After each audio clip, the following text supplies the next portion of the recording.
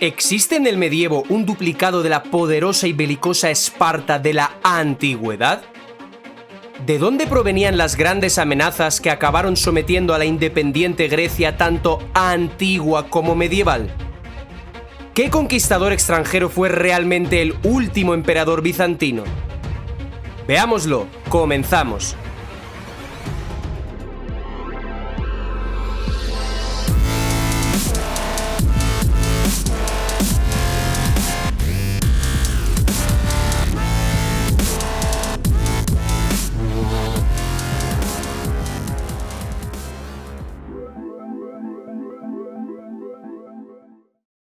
Hola alumnos de Scali Gripetavius, ¿preparados para desaprender y reaprender? Antes de empezar os pido por favor que le deis like al vídeo y dejéis un comentario o emoji. Eso ayuda muchísimo a que YouTube lo posicione mejor y con ello pueda llegar a más gente. Hazlo. Hazlo.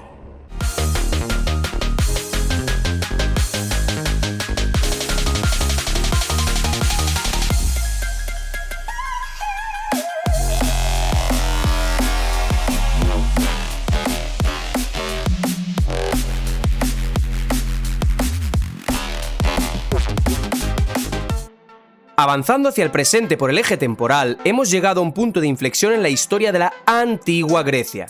Se trata del auge de la belicosa Esparta tras la guerra del Peloponeso.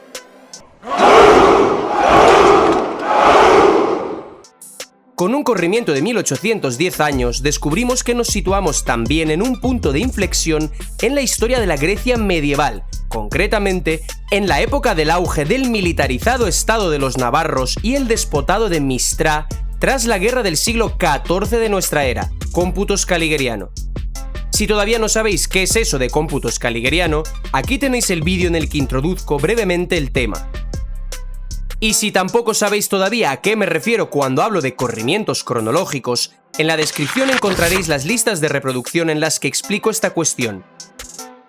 Como ya comprendemos, la guerra del siglo XIV es probablemente un original parcial de la contienda del Peloponeso. Ambos acontecimientos se combinan perfectamente en el eje del tiempo con el corrimiento de 1800-1810 años aproximadamente. En realidad, el final de la antigua guerra del Peloponeso supuestamente en el año 404 a.C. se convierte tras el corrimiento cronológico aproximadamente en el año 1400 de nuestra era. Esa época es, realmente, el final de la guerra y del periodo tumultuoso en la Grecia medieval. Concretamente, se trata del año 1394, supuesta fecha del fallecimiento de Nerio Acciaioli y el final de la guerra. La época del auge del estado de los navarros y el despotado de Mistra desde el final de la guerra, alrededor de 1400, hasta el momento del fortalecimiento del Imperio Otomano a mediados del siglo XV, dura aproximadamente 50 años. En la antigüedad nos encontramos con el periodo del auge de Esparta, desde el fin de la guerra del Peloponeso hasta el fortalecimiento de Macedonia a mediados del siglo IV a.C. Este periodo abarca también unos 50 años, supuestamente del 400 al 350 a.C. En los manuales de historia de la antigua Grecia, este periodo suele denominarse precisamente así: el predominio de Esparta o la hegemonía de Esparta. Ambos periodos, el antiguo y el medieval, se combinan perfectamente con el corrimiento de 1800-1810 años. En el siglo XV crecía el peligro por parte de los osmanlíes otomanos. Más tarde empezaron a llamarles turcos. Después de una relativa calma, los otomanos de nuevo comenzaron a amenazar Grecia y Europa entera. El emperador bizantino Manuel II Paleólogo empezó a preocuparse con extremo celo por la construcción del Hexamilion, una muralla a través del istmo de Corinto que empezó a construir con ayuda de los venecianos. Los griegos empezaron a imaginar que ahora también, al igual que en tiempos de los persas, tal obstáculo haría al Peloponeso inaccesible para el enemigo. Nuestros antepasados construyeron este muro, utilizando piedras milenarias de las entrañas de Grecia. De nuevo vemos una identificación de los antiguos persas con los otomanos.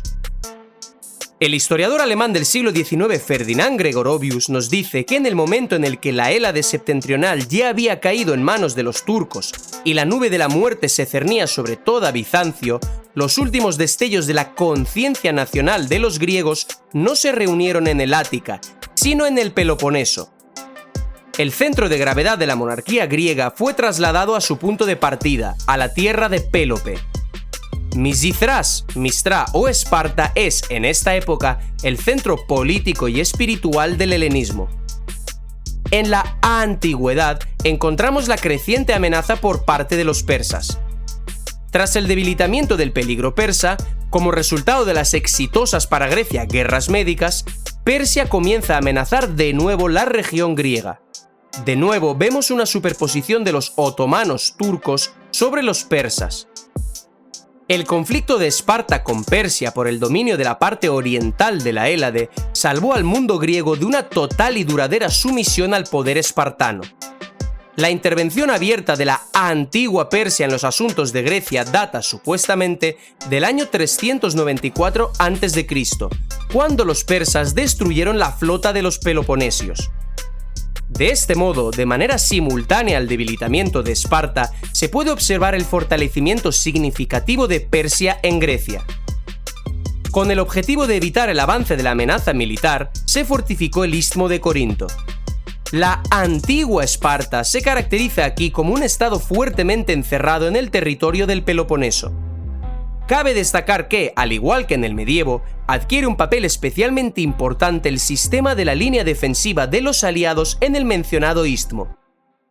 La maravillosa combinación en el tiempo, con el corrimiento de 1810 años, de la información antigua y medieval sobre el especialmente importante papel de la línea ístmica de defensa, merece que exponga algunos detalles de la construcción en el siglo XV de esta grandiosa fortificación militar. Miles de obreros trabajaron en esa gigantesca estructura. Entre dos mares creció un enorme muro con fosos, 2 fortalezas y 153 torres fortificadas. Los coetáneos quedaron asombrados con esta estructura, similar al muro de Adriano. Entramos en el último periodo de la antigua Grecia, que concluye su historia política independiente. En el siglo XV, la hegemonía del Peloponeso y del despotado de Mistra-Esparta llega a su fin. Surge una nueva fuerza potente, los otomanos. Ampliando su influencia a mediados del siglo XV, se abalanzan sobre Bizancio. Así termina la historia de la independencia estatal de Grecia y el Imperio bizantino. Aparece en escena una nueva fuerza maometana que domina la península Anatolia. En la antigüedad, a mediados del siglo IV a.C., la hegemonía de Esparta cesa. Su lugar lo ocupa una nueva fuerza influyente, Macedonia. En los manuales de historia antigua, la segunda mitad del siglo IV a.C., aproximadamente 350-320 antes de nuestra era, se llama precisamente el auge de Macedonia. El período macedonio de la antigua Grecia concluye su historia como formación política independiente. Así pues, en la escena histórica aparece una nueva fuerza militar, los macedonios.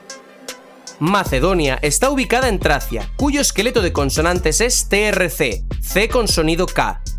Es decir, TRK, que puede ser vocalizado como Traquia o Turquia, Turquía. De hecho, en ruso, por ejemplo, Tracia se pronuncia Fraquia. Antiguamente la letra fita se podía pronunciar tanto como F, tanto como T. A su vez, el término ruso Fraquia tiene relación con la palabra Franquia, es decir, Francia y los francos. What the fuck? Todo esto lo menciono brevemente en uno de mis anteriores vídeos. A mediados del siglo XV, Grecia y Bizancio pierden drásticamente su influencia. En los actuales manuales de historia, esta época se describe con tonos dramáticos. En 1446 comienza la paulatina invasión de los otomanos. Todos los intentos de hacerles frente terminan en fracaso. Cito a Gregorovius. Fue el último gran esfuerzo de los griegos y, como antaño, en tiempos de Jerjes, tenían frente a ellos a la bárbara Asia, dispuesta a abalanzarse sobre el Peloponeso. En la antigüedad, la situación internacional más favorable la tuvo Macedonia. Paso a paso extendía sus dominios en la costa tracia y se adentraba en las entrañas de Grecia. Supuestamente hacia mediados del siglo IV a.C., gran parte del mundo heleno estaba bajo la hegemonía de los reyes macedonios. La alianza marítima ateniense se desmoronó durante la Guerra Social o de los Aliados, supuestamente de los años 357-355 a.C. Esparta y el resto de polis no podían oponer a Macedonia ningún tipo de resistencia significativa. Con el corrimiento de 1810 años, el año medieval 1446 se corresponde con el antiguo 364 a.C. En consecuencia, el auge medieval otomano y el antiguo auge macedonio se combinan perfectamente en el tiempo. El famoso sultán otomano Mehmed II fue apodado el Conquistador. He aquí una gran medalla con la representación de Mehmed II. Fijaos en un curioso detalle. En su anverso pone claramente Byzanti Imperatoris, es decir, emperador de Bizancio. Gregorovius utiliza las siguientes palabras para describir la instauración del nuevo poder otomano. Sobre las ruinas del Imperio Bizantino y sobre las tumbas de los otrora florecientes pueblos culturales, el sultán turco fundó una extensa monarquía maometana. Como resultado, la Grecia medieval desaparece por completo de la arena política como fuerza independiente. La historia scaligeriana pinta a los otomanos en general con colores muy oscuros. Se subraya constantemente su presunta barbarie, su incomprensión de los valores europeos, etc. De manera incansable e insistente se repite que los otomanos destruyeron la floreciente civilización europea en los territorios que conquistaron. En futuros vídeos analizaré las causas de esta valoración subjetiva y exposición sesgada del papel de los otomanos en las páginas de la historia scaligeriana. Es un tema sumamente interesante que estoy seguro que no os dejará indiferentes. Tened paciencia. Thank you. He aquí una ilustración de la vida ilustrada de San Alejo, metropolita de Moscú, realizada por Pacomio Lagoteta en el siglo XV. Se titula «Los turcos matan a los cristianos y sellan los templos de Dios». Se trata de una representación medieval de los otomanos coetánea a su conquista. Vemos que, sorprendentemente, difiere de la imagen a la que nos acostumbran los historiadores. La ilustración en cuestión nos presenta a los otomanos como típicos europeos medievales, vestidos con ropas urbanas europeas y sombreros. En sus manos sostienen rectas espadas europeas y no los típicos yataganes curvos. Por supuesto, el argumento favorito que esgrimen los historiadores modernos es el siguiente. El artista medieval desconocía e ignoraba la realidad. O usaba imágenes y elementos de su entorno cotidiano para representar la realidad de otras regiones. Y vosotros os preguntaréis, ¿pero por qué hacían eso? La verdad es que nunca me había preguntado eso, ¿eh? A lo que cualquier historiador os contestaría, porque así percibían y asimilaban mejor las escenas y el mensaje. Y es que con argumentos así se puede explicar cualquier cosa. Ah, sí, bueno, siempre que vean una cosa así, lo hizo un mago. Si cuela y si no me la pela. Sin embargo, a tenor de los resultados empíricos matemático-estadísticos del proyecto científico Nueva Cronología, todas estas presuntas rarezas e incoherencias adquieren una explicación diferente y totalmente lógica. Si seguís de cerca mi canal, poco a poco iréis averiguando información muy valiosa que os permitirá ver el pasado histórico desde una perspectiva distinta, desde un ángulo totalmente diferente. Al parecer, muchos elementos del armamento europeo fueron llevados a Europa por pueblos orientales. Por ejemplo, en el siglo XIV aparecieron escudos denominados tarch o torch. Hubo varios tipos de este escudo: los tarch de mano, usados normalmente por los atacantes, y el tarch de pecho, introducido en Hungría desde el este. Hungría, a su vez, transmitió este tipo de escudo al resto de países occidentales y es por eso que se le suele denominar tarch húngaro. En alemán, los dos tipos de tarch mencionados, de mano y de pecho, se denominan Handtasche y Brusttasche. Vemos que en alemán el escudo se denomina Tarche. La partícula tart puede hacer referencia a los tártaros, cuyos dominios, según la historia oficial, se extendían al este de Hungría. Aquí tenéis unos escudos tarch. Se guardan en la armería del Kremlin. En la antigüedad encontramos al famoso rey Filipo II. Este distinguido rey es el creador real del poderoso estado de Macedonia.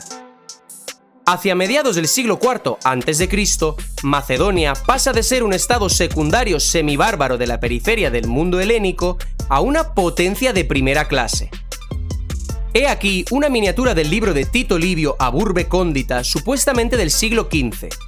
Se titula El encuentro de Filipo II de Macedonia con el cónsul Publio Sulpicio Galba. Vemos que los personajes antiguos se representan como individuos medievales. Esta otra miniatura, perteneciente a la Crónica Universal de Hartmann Schedel, supuestamente de 1493, también representa a Filipo II. Aparte de él, se muestran también otros gobernantes antiguos. Algunos de ellos sujetan cetros y orbes con cruces cristianas. En consecuencia, los consideraban reyes cristianos. En particular, Filipo a la izquierda y Ptolomeo Filadelfo a la derecha. Por tanto, surge una nueva fuerza que reclamaba la hegemonía mundial, la que finalmente se supone consiguió alcanzar. Como resultado, la antigua Grecia como tal desaparece como formación política independiente. En el siglo XV, el sultán Mehmed II asciende al trono bizantino en 1451. En la antigüedad, Filipo II asciende al trono de Macedonia supuestamente en el año 359 a.C. Con el corrimiento de 1810 años, esta antigua fecha se convierte exactamente en el año 1451. Vemos una concordancia ideal de las fechas antigua y medieval. Mehmed llega al poder con 21 años de edad. Gobernó durante 30 años. Filipo II llega al poder con 23 años y gobierna otros 23, supuestamente entre el 359 y el 336 a.C. Las duraciones de sus gobiernos difieren un poco, pero son muy cercanas entre sí. Mehmed II es otomano. El fundador del Imperio Otomano u Osmanlí en el año 1298 o 1299-1300 se considera Osman o Uthman I. Todos los sucesivos gobernantes sultanes, incluido Mehmed II, son, por tanto, osmanlíes u otomanos. De hecho, en la medalla que os he mostrado antes figura la expresión Octomani Uguli, interpretación latina de Uthmanoglu, es decir, hijo de Osman. Es decir, Mehmed II, aun no siendo hijo de Osman I, en la historia oficial los separan casi 2 siglos, es llamado hijo de Osman, es decir, miembro de su linaje. El esqueleto de consonantes de Uthman u otomano es TMN. Por su parte, Filipo II es hijo de Amintas. Este nombre fue patronímico, de linaje. Entre los predecesores de Filipo hubo varios Amintas, que sin vocales es MNTS.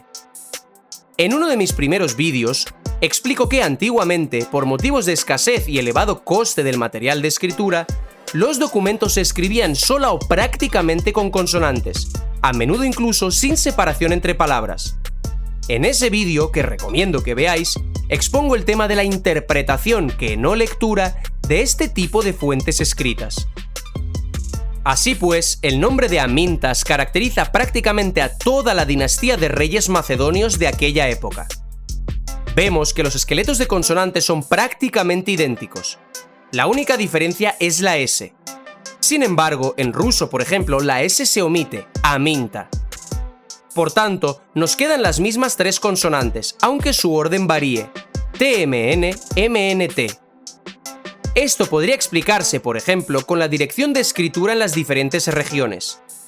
En Oriente, por ejemplo, muchos pueblos, como el árabe, escribían y siguen escribiendo de derecha a izquierda, mientras que en Occidente lo hacemos al revés, de izquierda a derecha. En cuanto al orden de M y N, estas letras podían confundirse e intercambiarse. De hecho, en la medalla de Mehmed II, la palabra emperador, del latín imperator, está escrita con N, imperatoris.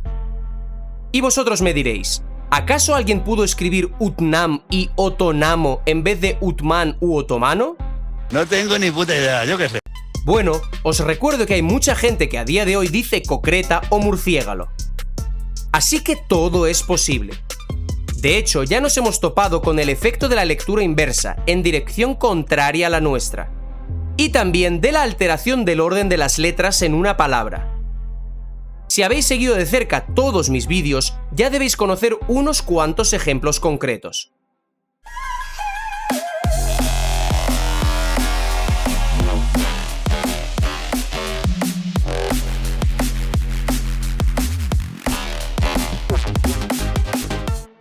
El fundador del Estado macedonio es Amintas I, mientras que el fundador del Imperio Otomano es Uthman u Osman I. La duración oficial del Imperio Otomano hasta el sultán Mehmed II abarca desde el año 1298-1299 hasta 1451. De esta manera, hasta Mehmed II, el imperio supuestamente ya había existido 153-152 años. La historia de Macedonia hasta Filipo II abarca aproximadamente los años 540-359 a.C. En consecuencia, la historia estatal de Macedonia hasta dicho monarca es de aproximadamente 180 años. El paralelismo no es exacto, pero sus fechas sí son próximas entre sí. La diferencia de alrededor de 30 años puede parecer significativa, pero en virtud de la magnitud total del corrimiento de 1810 años es muy baja.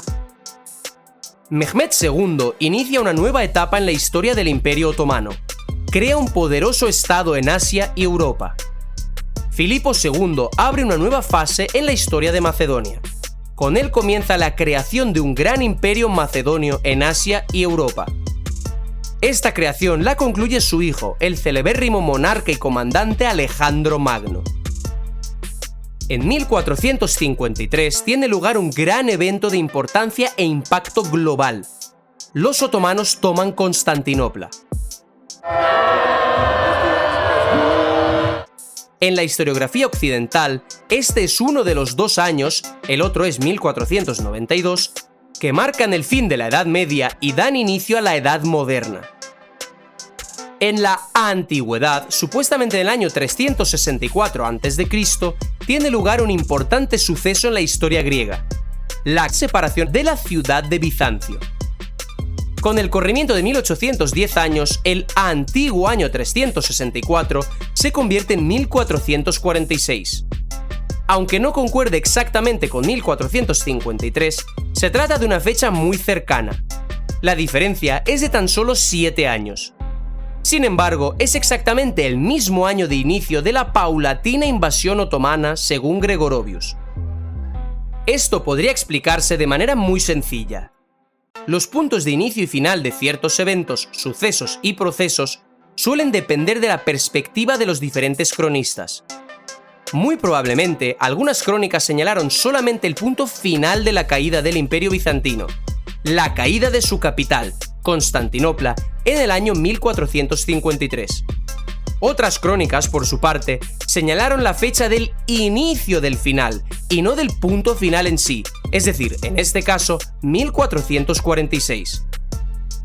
Después, al ser desplazados los eventos medievales hacia el pasado, sobre papel se entiende, surgieron ficticios años fantasma de supuestos eventos antiguos, que en el medievo eran inicios de etapas finales, pero que en la antigüedad ocuparon el lugar de puntos finales de dichas etapas medievales duplicadas.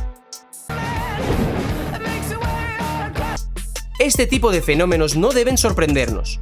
Los copistas podían cometer muchos errores, no solo lingüísticos, sino también geográficos y de fechas, entre muchos otros. El sultán Mehmed II encabeza el Imperio Otomano, que a veces es denominado turco, es decir, TRC, C con sonido K. Entre los griegos en la Atenas medieval se formó una agrupación que apoyaba la invasión otomana. Gregorovius nos dice que entre los atenienses hubo un partido que, al odiar a los francos, se alegraba de la irrupción de los otomanos, llamándolos liberadores. A su vez, en la antigüedad, Filipo II está relacionado con los tracios o traquios, es decir, TRC-TRK. Consiguió reconciliarse con ellos por medio de un soborno. En la antigua Atenas surge un partido macedonio cuyo objetivo era aliarse con Macedonia y que apoyaba las reclamaciones de Filipo II. Como vemos, las fuentes antiguas y medievales reproducen en general una misma realidad. La única diferencia radica en el bando al que pertenecen dichas fuentes. Es decir, los documentos medievales que hablan de la conquista otomana a menudo pertenecen al bando perdedor o a la perspectiva europea, es decir, a aquellos bizantinos que huyeron y se refugiaron en Europa y a los filohelenos que les apoyaron. Mientras que las fuentes antiguas que hablan de la conquista macedonia lo hacen desde la perspectiva del invasor, de la emergente potencia expansionista. Es por eso que algunas conquistas en la historia oficial se presentan como campañas gloriosas dignas de mención y estudio, y otras, por el contrario, como calamidades y desastres de muerte, destrucción y sufrimiento. Cuando, desde el punto de vista material, se caracterizaron por prácticamente lo mismo. Naturalmente, pero existe la verdad. ¡Y la verdad! En el caso de las primeras tenemos, por ejemplo, las campañas del gran macedonio Alejandro. En el caso de las segundas nos encontramos con las infames para Europa campañas otomanas. Para finalizar este vídeo, veamos brevemente el evento que, como ya he dicho, marca un antes y un después en la historia de Europa y Asia: la caída de Constantinopla en 1453. Se trata de uno de los acontecimientos más grandes del medievo y simboliza su final. Como ya he dicho, en las fuentes antiguas, este suceso quedó reflejado como la caída de la ciudad de Bizancio. Es lógico suponer que los documentos medievales, declarados después antiguos, reflejen también el asedio de Constantinopla. En la historia oficial scaligeriana, Constantinopla tuvo antaño otro nombre: Bizancio. Es por eso que el imperio del que dicha urbe fue capital se conoce como Imperio Bizantino o directamente Bizancio.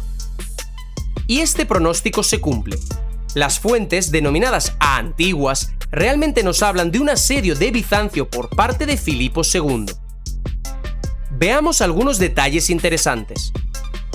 En el siglo XV, el sultán Mehmed II comienza su campaña de conquista en 1453. Su objetivo es tomar la ciudad de Constantinopla, antaño llamada Bizancio. Los otomanos se acercan a la urbe con un amplio frente, tomando primero todos los alrededores. Los bizantinos se preparan para un duro asedio, comprendiendo que la invasión de Mehmed está muy bien preparada. En la antigüedad, Filipo II parte hacia una campaña de conquista y supuestamente en el año 340 a.C. asedia Perinto. Sus habitantes pidieron ayuda a las ciudades de Bizancio y Atenas. Los bizantinos les envían máquinas de asedio. En los textos, después llamados antiguos, la terminología empleada es típicamente medieval. Repitiendo de manera casi literal las acciones de Mehmed II, el antiguo Filipo II, supuestamente en el año 340 a.C., comienza el asedio de Bizancio. La Constantinopla del siglo XV es la capital de un imperio y una potente fortaleza. La ciudad está fortificada tanto por tierra como por mar. Se cree que resistió muchos asedios a lo largo de la historia. El asedio llevado a cabo por Mehmed II es una de las operaciones militares más difíciles en la historia del Imperio Otomano. De igual manera, en las fuentes declaradas después antiguas, Bizancio es una gran ciudad.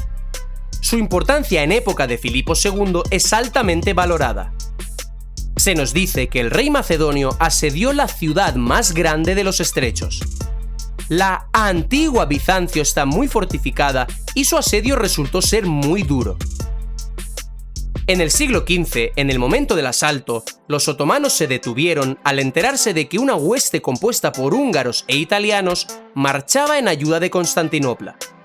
Una poderosa flota de bizantinos y sus aliados, húngaros y genoveses, se acerca a la ciudad. De la misma manera, en la antigüedad ocurre lo mismo. Es sorprendente que las fuentes, declaradas antiguas en los siglos XVII y XVIII, narran casi lo mismo, palabra por palabra, que los documentos considerados medievales. En Atenas, el asedio de Bizancio causó una enérgica protesta. Se consideró que las acciones de Filipo perturbaban la paz. se enviaron 2 escuadras para ayudar a los bizantinos. Una serie de polis griegas, Quíos, Kos y Rodas, también enviaron barcos de guerra. La flota que se reunió en Bizancio representaba una gran fuerza naval. En el siglo XV, junto a los muros de Constantinopla, tiene lugar una cruenta batalla naval, que termina con la destrucción de las fuerzas navales de Mehmed II. Los bizantinos y sus aliados consiguen prender fuego a la mayor parte de la flota turca con ayuda del célebre y misterioso fuego griego. Mucho se ha especulado sobre él. Sin embargo, la realidad es mucho más prosaica y sencilla de lo que parece. En algún futuro vídeo trataré este interesante tema con profundidad y detenimiento. Tened paciencia. En la antigüedad, junto a los muros de Bizancio también tiene lugar una gran batalla naval, que termina con la destrucción de la flota de Filipo II. Los intentos de Mehmed II de asaltar la ciudad por tierra también terminan en fracaso. Constantinopla recibe ayuda por mar. En particular, los barcos enviados traen un refuerzo de 5.000 efectivos. El asedio de Filipo II comienza a alargarse. El asalto terrestre fue poco efectivo, puesto que la ciudad obtenía por mar todo lo necesario. Es curioso cómo a veces las versiones antigua y medieval caminan paralelamente de la mano una con otra. ¿Por qué nadie se ha dado cuenta antes de esta circunstancia? Esa es la gran pregunta. El motivo es, al parecer, el siguiente. Algunos historiadores instruidos sí se han percatado de ciertos paralelismos. Por ejemplo, he señalado en numerosas ocasiones los paralelismos indicados por Gregorovius. Además, resulta que el cardenal Bessarion, supuestamente del siglo XV, indicaba los paralelismos directos entre la amenaza a Grecia por parte de Filipo II y la amenaza turca de su tiempo. Hay que suponer que en los auténticos textos del siglo XV, todavía no sometidos a la edición y adulteración de centurias posteriores, no se hablaba de paralelismos, sino de una identificación directa de los macedonios con los otomanos. Como señalan los historiadores modernos, era muy popular identificar a los turcos con bárbaros persas o macedonios, que amenazaban a las libres ciudades de Grecia. Pero, permaneciendo en las posiciones de la cronología scaligeriana, era difícil, por supuesto, seguir avanzando más allá de estas observaciones, de estos paralelismos. Y es que primero hay que descubrir los corrimientos cronológicos del manual de Scaliger Petavius. Y después, lo más importante, es necesario entender el sistema de corrimientos, es decir, ¿qué comparar con qué? Al comparar las biografías al azar, al tuntún, probablemente sea imposible darse cuenta de nada. Hay demasiados personajes y detalles en la historia scaligeriana. La correspondencia biográfica y de acontecimientos puede ser descubierta solamente después de que los métodos estadísticos hayan escogido de entre la enorme cantidad de posibles variantes las épocas estadísticamente similares. Dicho esto, sigamos. La Constantinopla del siglo XV es famosa por tener alrededor un triple cinturón de potentes murallas. Esta línea defensiva se consideraba en el medievo una fortificación maravillosa desde el punto de vista técnico. Las fuerzas bizantinas estaban comandadas por un noble y militar llamado Giustiniani, es decir, Justiniano. En un difícil momento para la ciudad, inesperadamente traicionó a los bizantinos y huyó de la urbe en una galera. En palabras del historiador turco Celal Es-Sat, tal pusilanimidad de un líder griego sin duda debió influir de manera aplastante en el ejército. La antigua Bizancio resulta que también estaba fuertemente fortificada. Filipo II incluso tuvo que usar el siguiente ardid. Calumnió al comandante bizantino frente a sus conciudadanos. De esta manera, el comandante bizantino fue acusado de traición. El equipo de la nueva cronología no ha logrado encontrar por el momento detalles de este asunto. Quizá alguno de vosotros se anime a hacerlo o tenga información al respecto. Aún así, como vemos, el paralelismo con los acontecimientos medievales es absolutamente evidente. En el siglo XV, el emperador bizantino propuso iniciar negociaciones, prometiendo un tributo anual en caso de que fuese levantado el asedio. En el asedio de la antigua Bizancio también tiene lugar un receso. Filipo II no está en condiciones de tomar la ciudad al asalto. En el siglo XV, después de la derrota naval, los otomanos comienzan a pensar seriamente en levantar el asedio. Reunieron una asamblea. El gran visir Jalil Pasha aconsejó al sultán firmar la paz. Todo eso ocurre en el mismo año 1453. En la antigüedad, Filipo estuvo largo tiempo asediando Perinto y Bizancio, pero en el año 339 a.C. se vio obligado a levantar el asedio de ambas ciudades. De esta manera, el asedio de Bizancio duró aproximadamente un año. Los sucesos descritos ocurren supuestamente en los años 340-339 a.C. La diferencia entre el antiguo año 340 a.C. y la fecha medieval de 1453 es de 1793 años.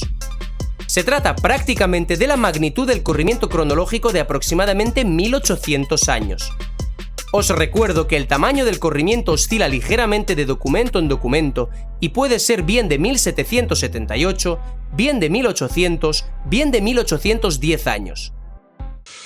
Eso ya es demasiado para mi cabeza. Yo no doy para tanto.